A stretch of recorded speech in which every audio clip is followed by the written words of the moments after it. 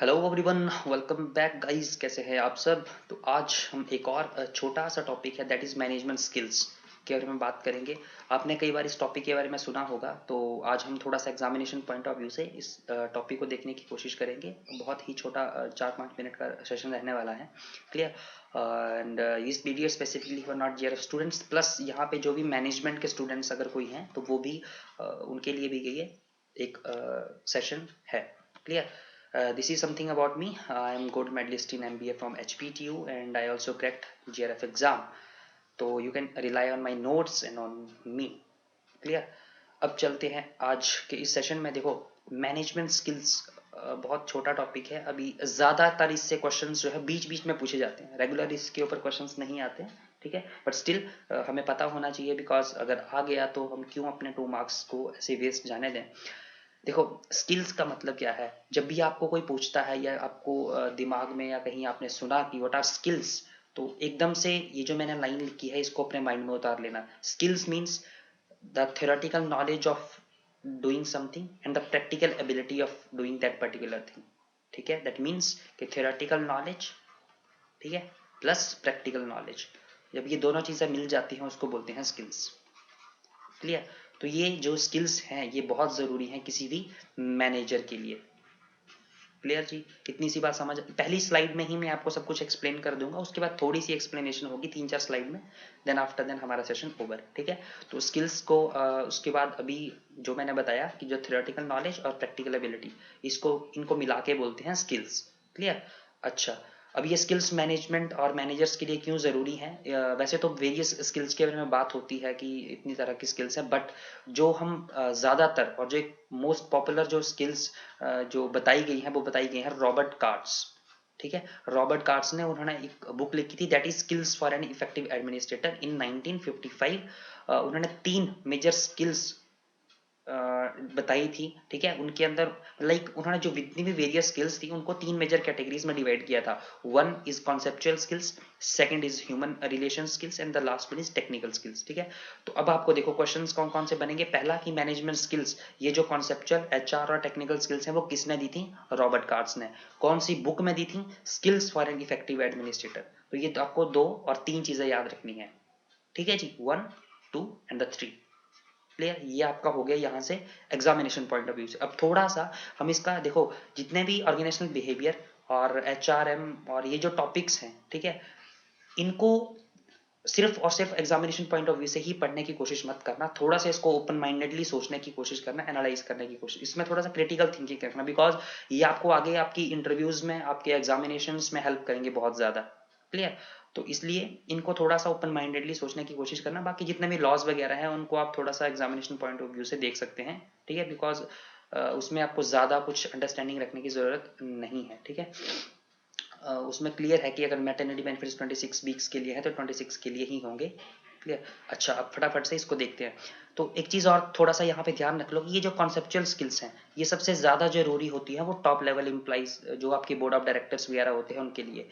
ये जो HR skills हैं जो आपके मिडिल लेवल में जो होते हैं मैनेजर्स वगैरह उनके लिए ज़्यादा ज़रूरी होती है, और टेक्निकल जो है वो आपके सबॉर्डिनेट्स जो भी आपके वर्कर्स होते हैं उनके लिए ज़्यादा ज़रूरी होती है। ठीक है, बट स्टिल मैनेजर्स के लिए इन तीनों का होना बहुत ज़रूरी है। मैनेजर्स के लिए इन तीनों स्किल्स का होना बहुत ज़रूरी है। ठीक है, बट मैंने जो स्पेसिफिकली बात कही कि जो टॉप लेवल पे जो बोर्ड ऑफ डायरेक्टर्स होंगे उनके लिए कॉन्सेप्चुअल स्किल्स का ज़्यादा, कॉन्सेप्चुअल स्किल्स उनके अंदर होने चाहिए। टेक्निकल कम भी होंगी चलेगा, बट कॉन्सेप्चुअल जो है वो ज़्यादा होनी चाहिए। ये बोलने का मतलब मेरा था। ठीक है, अब बस फटाफट से इनको देखते हैं हम।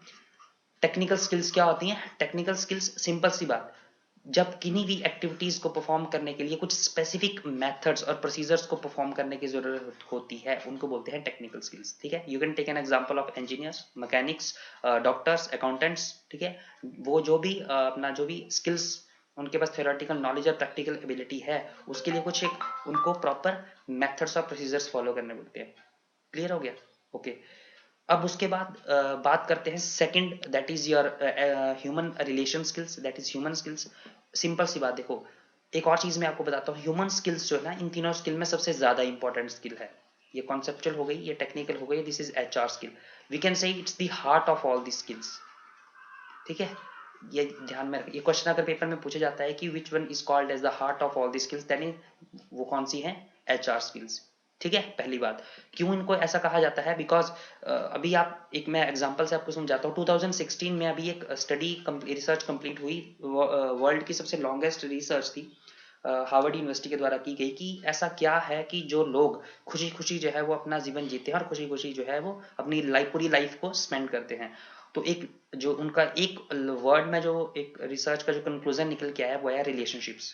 they have a very good quality of relationships, that's why their life is very is full of happiness and prosperity, you know। तो इसलिए हम यहाँ से हम समझ सकते हैं कि ये कितनी जरूरी स्किल्स हैं। और ह्यूमन रिलेशन स्किल मतलब when we contact, when we communicate with some other persons, तो वहाँ पे एक कोऑपरेटिव ग्रुप बिहेवियर एनवायरनमेंट करना बहुत जरूरी है। और उस ऐसे एनवायरनमेंट को क्रिएट करने के लिए you need some HR skills, ठीक है। तो इसके इनको आप अपने लाइफ में भी इंप्लीमेंट कर सकते हो कि किस तरह जब भी आप किन्हीं लोगों के साथ किसी ग्रुप में बैठो तो आप एक ऐसा एनवायरनमेंट, कोऑपरेटिव एनवायरनमेंट क्रिएट कर दो, यू नो, ठीक है।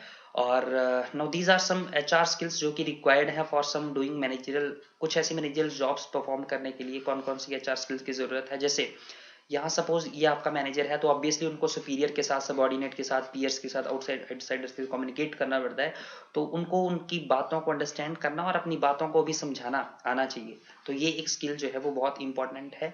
सेकंड, ऑब्वियसली उनको कम्युनिकेट फ्रीक्वेंटली करना पड़ता है, हमने अभी बात की। So they must be empathetic, ठीक है। उनको दे मस्ट बी एम्पैथेटिक और they must understand the views और the feelings of other persons in a right perspective, ठीक है। और उनके लिए उनको गुड लिसनर और गुड ऑरेटर होना पड़ेगा। तो ये भी एक, लाइक वी कैन से, ये स्किल है एचआर स्किल के अंदर, ठीक है।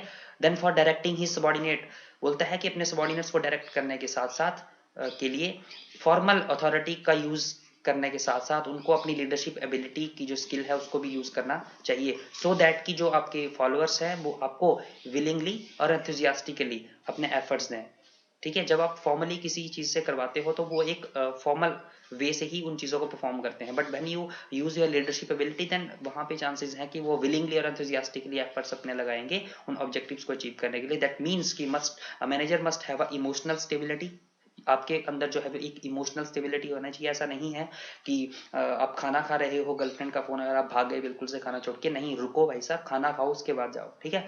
सो आपके अंदर एक इमोशनली थोड़ा स्टेबिलिटी होनी चाहिए, एम्पैथी होनी चाहिए, दूसरों को समझने की, दूसरों को सिचुएशंस, दूसरों की फीलिंग्स को समझने की एक अंडरस्टैंडिंग आपके अंदर होनी चाहिए। ऑब्जेक्टिवली आपको लाइफ को जीना है, ऐसे नहीं सब्जेक्टिवली नहीं जीना है। सब्जेक्टिवली आप कब जीते हो? जब आप दिल से सोचते हो, ठीक है। जब आप दिमाग से सोचते हो, when you think with your mind, तब आपके अंदर, लाइफ के अंदर ऑब्जेक्टिविटी आती है। तो try to think with your mind, not by your heart. And ability to influence others, that means कि आपके अंदर एक एबिलिटी होनी चाहिए कि आप दूसरों को प्रभावित कर सको, और उसी को ही हम बोलते हैं लीडरशिप क्वालिटी। तो ये कुछ चीजें हैं जो कि एचआर स्किल्स के अंदर आती हैं। अब ये जो मैं चीजें बता रहा हूँ, ये it's not just a story, ठीक है। यू नो वेरी वेल कि मैं जो भी कंटेंट आपको देता हूँ वो एक पूरा एग्जामिनेशन पॉइंट ऑफ व्यू से ही होता है। सो इन चीजों को थोड़ा सा समझने की कोशिश करना, असर्शन रीजन में आपके लिए क्वेश्चन बन सकता है।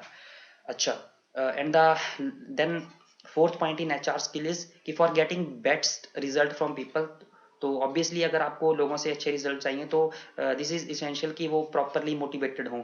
और यू नो कि उनकी मोटिवेशन के पीछे जो राज है वो क्या है, उनकी मोटिवेशन डिपेंड करती है उनकी ज़रूरतों के ऊपर। अगर तो उनकी ज़रूरतें सेटिस्फाइड हैं then they will be motivated, chances हैं, इट्स नॉट 100% श्योर कि अगर वो उनकी ज़रूरतों का पूरा करते रहोगे तो वो मोटिवेटेड रहेंगे, बट ये कहा जाता है, ये मोटिवेशन की डेफिनेशन में कहा जाता है कि जब आप अपनी ज़रूरतों को पूरा करने के लिए कुछ काम करते हो तब आपके अंदर मोटिवेशन आती है उस चीज़ को अचीव करने के लिए। So definitely just identify their needs and satisfy that, then only they can be motivated properly and you will get best results from them, clear। and for obviously अगर कोई ऑर्गेनाइजेशन है वहाँ पे डिफरेंट कॉन्फ्लिक्ट भी वहाँ पे arise होंगे, you know very well कि किसी भी दो पर्सन्स की सिमिलर थॉट प्रोसेस नहीं हो सकती। So that's why the manager must be a good compromiser, good smoother and good negotiator, clear.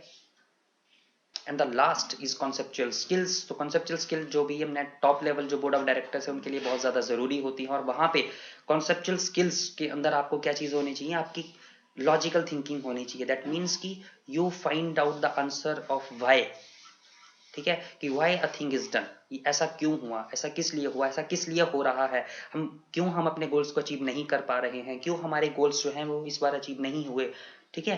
तो ये क्यों का जो आंसर है वो यहाँ पे कॉन्सेप्चुअल स्किल्स में दिया जाता है। ऑब्वियसली यहाँ पे जो है वो board of director whole picture को देखते हैं। Suppose this are the board of directors और यहाँ पे ये this is the whole picture. तो यहाँ पे जितने भी एलिमेंट्स है, आपके एम्प्लॉइज हैं, आपकी मशीनरीज है, आपकी एनवायरमेंटल सिचुएशन है, उनको देखते हैं, उनको कनेक्ट करते हैं और फिर रीजंस फाइंड आउट करते हैं कि ऐसा क्यों हो रहा है और किस तरह हम इसको सही कर सकते हैं। दैट मीन्स कि वो क्या करते हैं, such skills are necessary to deal with abstractions, कि क्यों एब्स्ट्रैक्शंस आ रही हैं उसके लिए मॉडल सेट करते हैं और प्लान्स फॉर्मुलेट करते हैं।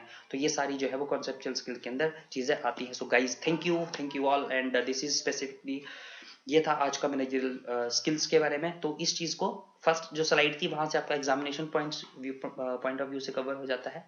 बाकी जो आगे 3-4 स्लाइड्स हैं वो आपकी अपने लिए, आपके फॉर इंटरव्यूज और असर्शन रीजन में भी क्वेश्चन बन सकता है। So thank you so much guys, thank you all, thank you.